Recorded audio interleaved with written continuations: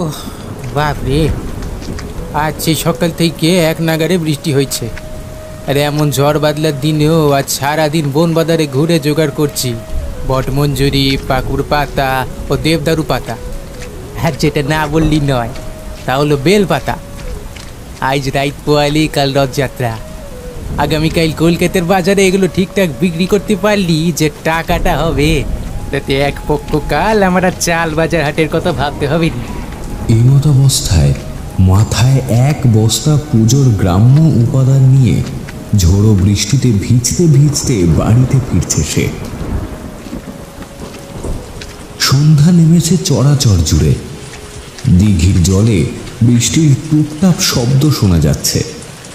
দুটো পানকৌড়ি সেখানে চড়ে বেড়াচ্ছে আর পোকামাকড় খুঁজে খুঁজে খাচ্ছে। হরে কৃষ্ণ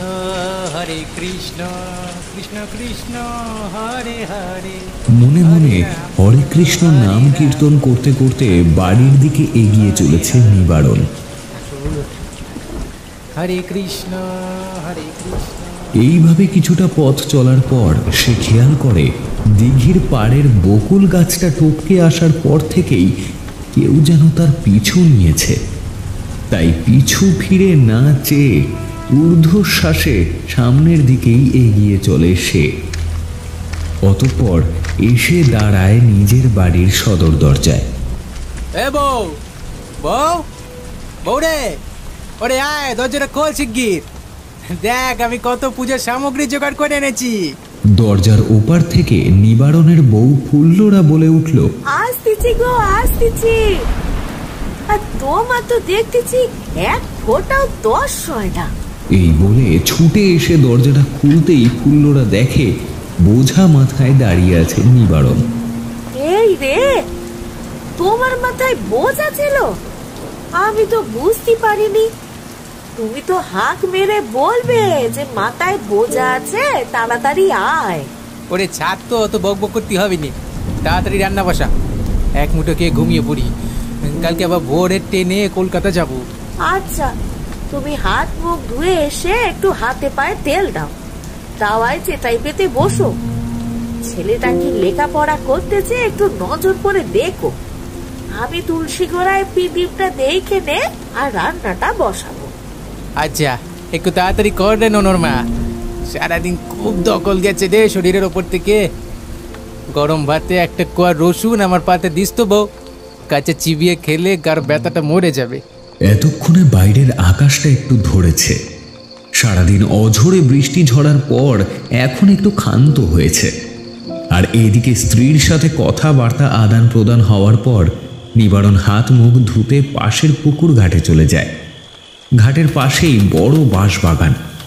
বাঁশবাগানের মাথার উপর বৃষ্টি শেষে মেঘ মুক্ত আকাশে উজ্জ্বল গোল থালার মতো চাঁদ দেখা গেল। সেই চাঁদের আলো এসে পড়েছে পুকুর ঘাটের ঘোলাটে জলে। গ্রামের অনেক মানুষই মাঠে ঘাটে থেকে বাড়ি ফিরে এই পুকুরের জলে হাত মুখ ধুতে আসে। কিন্তু আজ পুকুর ঘাট পুরো ফাঁকা। হরিণ, ন্যাপলা, ভুলো কিংবা উৎসবের মা আজ কাউকেই দেখতে পেল না নিবারণ। সে জল দিয়ে হাত মুখ ধুচ্ছে এমন সময় বাঁশবাগানের ভিতর থেকে কেমন যেন একটা চাপা গোঙানি ভেসে আসে।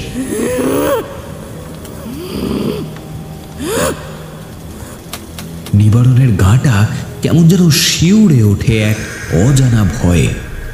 সহসা পুকুরের ওপর ঝুলে পড়া একটা বাঁশের উপর দিয়ে ঝপাং করে কি যেন একটা পড়ল পুকুরের জলে। তারপরে সেটা চারিদিকে জলের একটা ঢেউ তুলে কিনারায় এগিয়ে যায় ক্রমশ। এমন সময় ভুস করে কি যেন একটা পুকুরের মাঝখানে ভেসে উঠল। তারপরে ওটা ভেসে ভেসে এগিয়ে এলো পশ্চিম দিকের ঘাটে। সেখান থেকে গোসাপের মতো 4 হাত পা বেয়ে সেটা উঠে যেতে লাগলো পুকুর পাড়ের গাছের সবুজ অন্ধকারে। এতক্ষণ চাঁদের আলোয় স্পষ্ট এই ঘটনাটা নিজের চর্মচক্ষু দিয়ে প্রত্যক্ষ করল নিবারণ। কিন্তু এখনো পর্যন্ত ও বিভ্রমের মধ্যে রয়েছে যে ঠিক কি দেখলো। না, ওইটা তো গোসাপ নয়, মানুষের মতো মুন্ডু আছে, মানুষের মতো দুটো হাত আছে, আবার আবার দুটো পাও তো আছে। ওদিকে জল থেকে ওঠার সত্ত্বেও সেই মূর্তির সারা শরীরে কেমন যেন রক্ত লেপেছিল। গলার কাছে নলিটা পুরোপুরি কাটা, মাথা ঘাড়ের সাথে ঝুলছে। এসব দৃশ্য দেখে ভয়ে একটা হিম শীতল বরফের স্রোত নেমে গেল নিবারণের সারা শরীর বেয়ে। সে তাড়াহুড়ো করে ঘাট থেকে পালিয়ে ঘরের দাওয়ায় এসে ওঠে। আলো আধারির আকাশের দিকে চেয়ে মনে মনে ভাবছে, সন্ধ্যা থেকে যেন কোনো কিছু ঠিক নেই। কিন্তু কেন? এসব 7-5 ভাবতে বসেছে নিবারণ। এমন সময় তার ভাবনার ব্যাঘাত ঘটিয়ে তাদের ঘরের পোয়াতি ছাগলটা ডেকে উঠল। তারপর থেকে তার ডাক আর বন্ধই হচ্ছে না দেখে কেরোসিন লণ্ঠনটা নিয়ে ছাগল ঘরের দিকে এগিয়ে গিয়ে সে দেখল তাদের পোয়াতি ছাগলটার এবার ছানা হবে। নিবারণ আবার বউকে ডাকাডাকি শুরু করেছে। এ বউ, বউ, বউ রে, ওরে ছুটে আয়, দেখ ছাগলটা ছানা হচ্ছে, ধরতে হবে তো ছানাটা রে। ধর, বের কর, আয় আয় আয়, তাড়াতাড়ি আয় রে। নিবারণের বউ রান্না করতে করতে ছুটে আসে। কই গো, দেখি দেখি। ভগবান, ভগবান, নতুন দেওনের ছানা, কি আনন্দটাই না হচ্ছে। সরো সরো, সরে যাও, তোমারই সব দেখতে নেই। এইসব বলতে বলতে ফুল্লরা তাদের ছাগলের পরপর দুটো ছানা ধরে বার করে আনলো এই পৃথিবীতে। কিন্তু আশ্চর্য বিষয়, একটাও ছানা জ্যান্ত নয়। পেটের মধ্যেই যেন দুটোকে কেউ গলা টিপে মেরেছে। হায় হায়, এ কি সর্বনাশ হলো গো! হ্যাঁ, আমার ছাগলের ছানাগুলো সব মরা হলো গো। হ্যাঁ। তারপর বউটাকে সান্ত্বনা দিয়ে কোনো রকমে চুপ করিয়েছে নিবারণ। দুটো আলু সেদ্ধ, ডাল ভাত খেয়ে শুয়ে পড়ে ফুল্লরা, নিবারণ ও তাদের সন্তান। ভোরের ট্রেনে নিবারণ কলকাতায় যাবে, কিন্তু সন্ধ্যা থেকে তার সাথে যেসব ঘটনা ঘটছে সেসব চিন্তায় ঘুম আসছে না তার চোখে। এমন সময় তার কানে আসে একটা শব্দ, কেউ যেন গাছ নাড়াচ্ছে। সে বুঝতে পারে আওয়াজটা সম্ভবত জামরুল গাছের ওদিক থেকেই আসছে। ভয় ভিতরটা শুকিয়ে আসে তার। এ বউ, বউ রে, ওরে ওঠ না রে, ওই দেখ দেখ, কি যেন একটা আওয়াজ শোনা যাচ্ছে না? হ্যাঁ, কি একটা আওয়াজ শোনা যায়। ঘুমিয়ে পড়ো, ভোরের বেলায় তো উঠে কলকাতায় যাবে। এখন এসব আওয়াজ টেয়াজে কান না দিয়ে ঘুমিয়ে পড়ো দেখি। ঘুম না এলেও বউয়ের কথা মতো দীর্ঘক্ষণ চোখের পাতা বন্ধ করে সে জেগে থাকে। এইরকম করতে করতে কিছুক্ষণ পর সে ঘুমিয়ে পড়ে। তারপর কতক্ষণ যে নিবারণ ঘুমিয়েছিল তা সে নিজেই ঠিক বুঝতে পারল না। সময় কত হলো জানা নেই। নিবারণ ধড়মড় করে বিছানা ছেড়ে বলে, এই রে, যা সকাল হয়ে গেল রে, কলকাতায় যাবার প্রথম ট্রেনটা আর পাবো? যাই গিয়ে দেখি, না পেলে কি আর করা যাবে, পরের ট্রেনেই চলে যাব। এই বলে সে ফুল্লরাকে ডেকে বলে, এ বউ, আমি চললুম রে, দেরি হয়ে গেল অনেকটা। দুক্কা, ওগো শুনতেছ? হ্যাঁ বল। বলতেছি যে তুমি সাবধানে যেও। হ্যাঁ, আসি রে, আমি আসি। নিবারণ হাঁটা শুরু করেছে। এমন সময় বেশ কিছুটা দূরে পাড়ার মোড়ের শীতলা মন্দিরের দেওয়াল ঘড়িটার দিকে তাকিয়ে সে দেখল এখন সময় রাত 2:45। খানিকটা অবাক হয়ে নিবারণ মনে মনে বলে, ইস, বাড়ি থেকে বেরোবার সময় ঘড়িটা দেখলে ভালো হতো, কিন্তু আমার তো মনে হইল ভোর হইয়া গেছে। কি যে হচ্ছে কাল সন্ধ্যে থেকে, এত তাড়াতাড়ি গিয়ে কি স্টেশনে বসে থাকবো নাকি? আচ্ছা যাই, তাই করবো। এতটা পথ হেঁটে এসে আবার বাড়ি ফিরে গিয়ে কোনো লাভ নেই। এই ভেবে নিবারণ আবারও হাঁটতে শুরু করে। সে এতক্ষণে ইটের পথ ছেড়ে নেমে পড়েছে দিঘির পাড়ের মোটা আল পথের মেঠো রাস্তায়। নিবারণ, এত রাতে এই পথ মারিয়েছিস কেন? ভয় করে না তো? গাত তো মুটকে দিতেই পারে ভূত কিংবা চোর।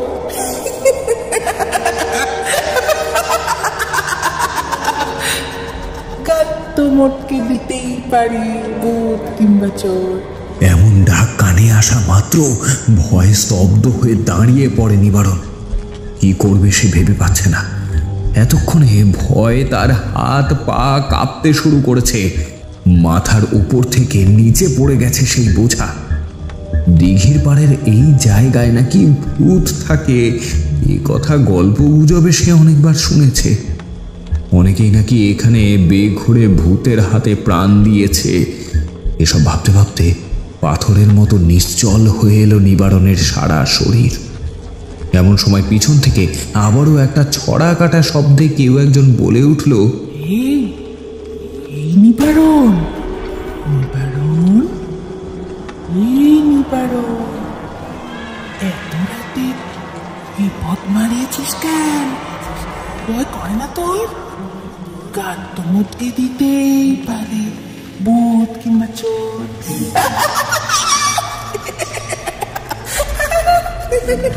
এবার পিছু ফিরতেই নিবারণ কিচ্ছু দেখতে পেল না। আশ্চর্য, কোথায় কে? কিন্তু এবারে সে সামনে তাকালো এবং তৎক্ষণাৎ দেখল বকুল গাছের অন্ধকার থেকে তার সামনেই ঝুলে পড়েছে একটা শরীর, এবং সেই শরীরের সারাটা জায়গা জুড়ে রক্তের ছোপ।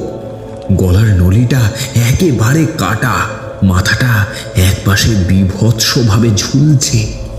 সেই ঝুলন্ত শরীরটা আবার বলে উঠল, এই নিবারণ, তুই আজ এর মতে মরতে এলি কেন রে?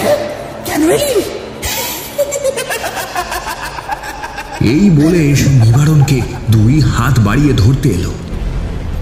এতক্ষণে নিবারণ মরি বাঁচি করে ছুটতে শুরু করেছে। পথ ঘাট শুনশান, যেদিকে তার চোখ যাচ্ছে সেদিকেই দৌড়চ্ছে। দিঘির পাড়ের আল পথ ছেড়ে এতক্ষণে সে নেমে গেছে মাঠের খোলে। তারপর সারা রাত দৌড়তে দৌড়তে কোথায় গিয়ে যে উঠেছে তার কোনো খোঁজ আর পাওয়া গেল না।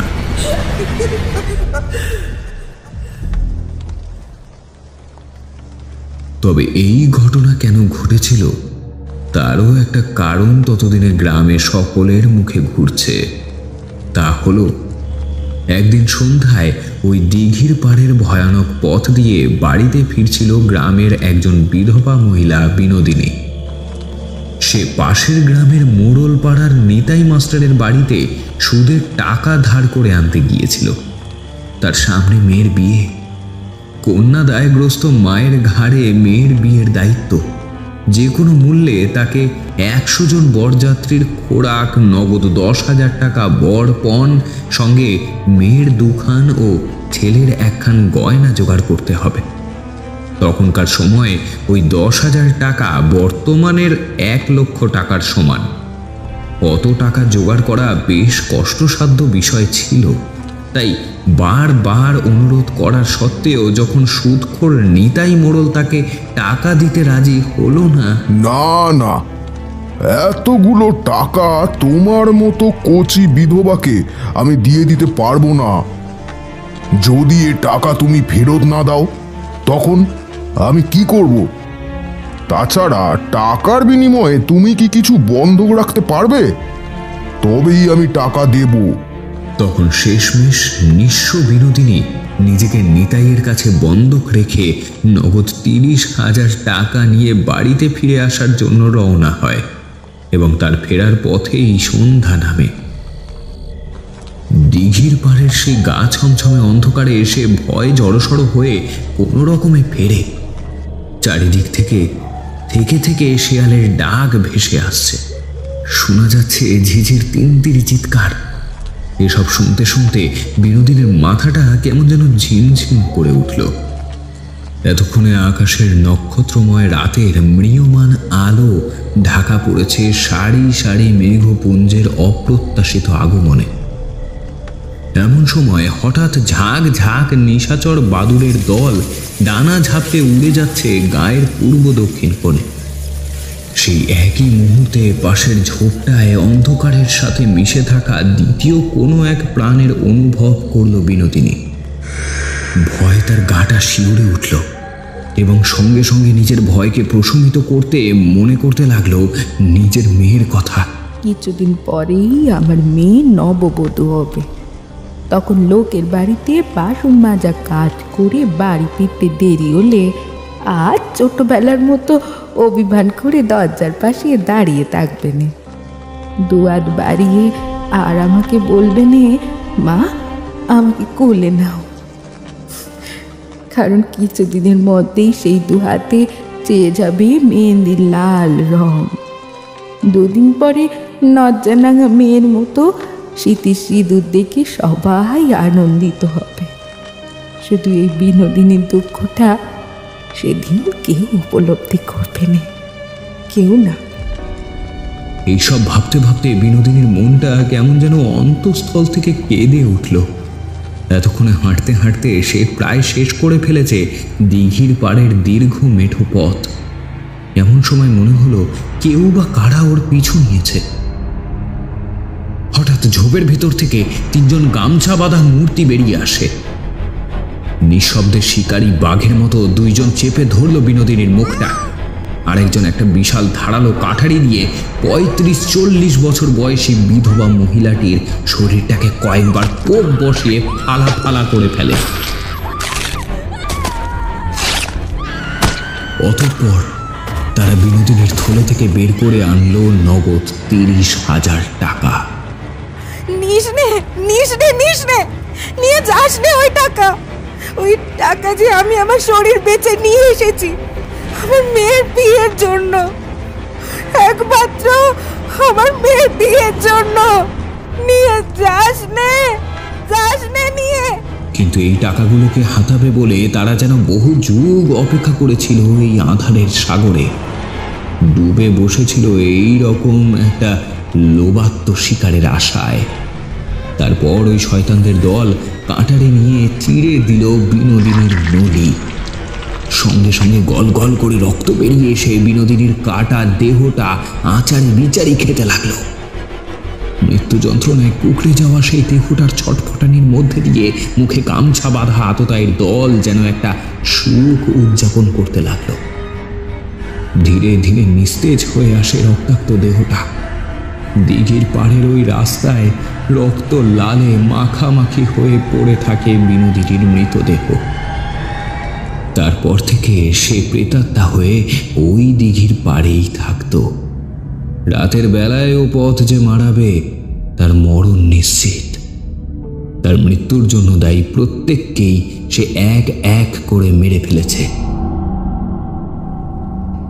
সেদিন রাত্রে বিনোদিনীর প্রেতাত্মা নিবারণের পিছনে ধাওয়া করেছিল বটে, কিন্তু তার দুর্বল হৃদয় দেখে তাকে আর মারেনি, বরং তার উপরে ভর করেছিল। পরদিন তাই দিঘির পাড়ের পাশের গ্রাম চাঁদপুরে নিবারণকে সবাই উদ্ভ্রান্ত পাগলের মতো ঘুরতে দেখেছিল।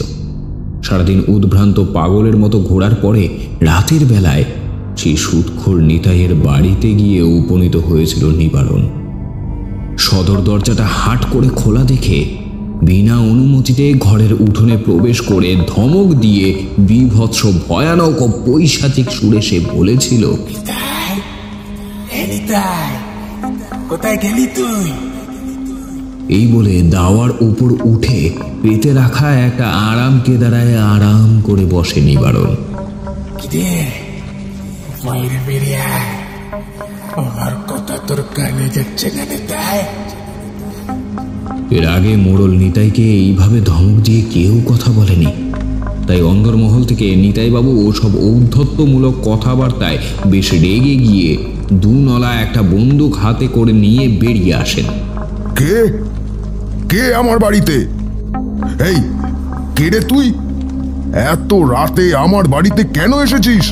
সঙ্গে সঙ্গে বিভৎস ভাবে হেসে উঠে ব্যঙ্গ করে নিবারণ বলে উঠল, আমার 30,000 টাকা, আমার 30,000 টাকা ফেরত দে নিতাই। কে কে নিয়েছে তোর 30,000 টাকা? তুই নিয়েছিস আমার টাকা, আমার টাকা তুই নিয়েছিস। সুদখোর নিতাই হো হো করে হেসে উঠে বলল, সন্ধে সন্ধে কোন পাগলের পাল্লায় পড়লাম রে বাবা? হঠাৎ নিবারণের চোখ মুখগুলো রাগে জল জলে হয়ে উঠেছে। দাঁত মুখ খিচিয়ে ছুটে এগিয়ে গিয়ে চেপে ধরেছে সুদখোর নিতাইয়ের গলাটা। এমন ভাবে চেপে ধরেছে যে নিতাইয়ের হাত থেকে পড়ে গেছে দোনলা বন্দুক। সুৎখোর নিতাই ছটকাতে ছটকাতে ডাক দেয়, মাচা, মাচা, মহাজন, কই রে, কোথায় গেলি তুই? আকাশে তখন জীবন্ত চাঁদ সবেমাত্র যৌবন প্রাপ্তির পর জ্যোৎস্না ঢেলে দিচ্ছে চরাচরে। এমন সময় ধান বাঁধা জলাভূমি কোনো কিছুর তোয়াক্কা না করে গলায় দড়ি বেঁধে হিড় হিড় করে টানতে টানতে নিতাইকে নিয়ে আসছে নিবারণের মধ্যে ভর করা বিনোদিনীর সেই প্রেতাত্মা। এবারে নিবারণের শরীরের ভিতর হতে বিনোদিনীর প্রেত বলে, আমার শরীর, আমার সতীত্ব বন্ধক রেখে তার বিনিময়ে নগদ 30,000 টাকা বাক্স থেকে বের করে দিলি। হ্যাঁ, আবার আমার পিছনে গুঞ্জা লাগিয়ে আমাকে মেরে চিন্তাই করে সেই টাকা বাক্স বন্দি করেছিস। কত বড় শয়তান হলে এমন কাজ করা যায় না? আমাকে আমাকে ক্ষমা করে দাও। আমি নিজে দাঁড়িয়ে থেকে তোমার মেয়ের বিয়ে দেব। আমাকে ক্ষমা করে দাও। আমার মেয়ে লগ্ন ভ্রষ্ট হয়ে আত্মহত্যা করে মরেছে। কই, তখনও তো একবারও মুখ পেরে দেখিসনি। আর এখন তুই এসেছিস ক্ষমা চাইতে। তোর কোনো ক্ষমা নেই, নেই কোনো ক্ষমা। এই বলে ভয়ানক এক বিভৎস হাসি হাসতে হাসতে থুতু ছিটিয়ে দিল নিতাইয়ের শরীরের উপর। অতঃপর 2 থেকে 3 কিলোমিটার পথ ঘষ্টানো খেতে খেতে আসায় কেমন যেন নিথর নিশ্চুপ হয়ে এলো সুৎখোর নিতাই। তাকে টেনে হিচড়ে দিঘির পাড়ের উপরে ফেলে তার অর্ধ রক্তাক্ত শরীরের ওপর শক্ত নখ দিয়ে চিড়ে দিল তার সারা শরীর। নিতাইয়ের প্রবল চিৎকারে ভরে উঠল আকাশ বাতাস, আর বিনোদিনীর প্রেত হি হি করে হাসছে।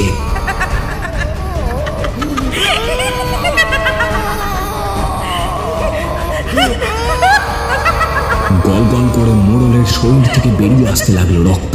পাশে দাঁড়িয়ে থাকা বকুল গাছের বুকটাও কেমন যেন কেঁপে ওঠে।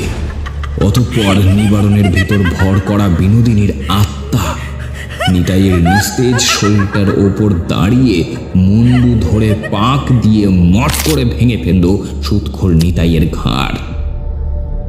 তারপর সেই মুন্ডুটা ধরে প্রবল জোরে হ্যাচকা টান মেরে সেটাকে উপড়ে নিয়ে ধড়বিহীন মুন্ডুটা ছুঁড়ে ফেলে দিল দিঘির জলে। তারপর নিবারণের মধ্যে ভর করা সেই প্রেতাত্মা নিতাইয়ের গলা থেকে বেরিয়ে আসা ছেঁড়া রক্তের নলিতে জিভ ঢুকিয়ে চুষে নিতে লাগলো টাটকা তাজা রক্ত। তারপর কড়কড়ে সুরে পৈশাচিক ভাবে নিবারণ বলে ওঠে, আকাশের চাঁদ এতক্ষণে পাড়ের গায়ে হাওয়া লাগিয়ে ভেসে গেছে পশ্চিমের দিকে। রাত গড়িয়ে প্রায় ভোর হয়ে এসেছে, কিন্তু কলকাতায় ব্যবসার জন্য এই রাস্তায় তোর কাউকে দেখছি না। তবে কি তারা সব বুঝে গেল যে আমি এখানে থাকি?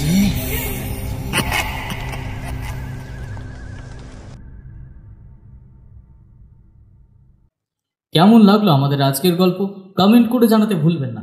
যদি গল্পটি ভালো লেগে থাকে অবশ্যই ভিডিওটিতে একটি লাইক এবং ভিডিওটিকে অনেক অনেক শেয়ার করবেন।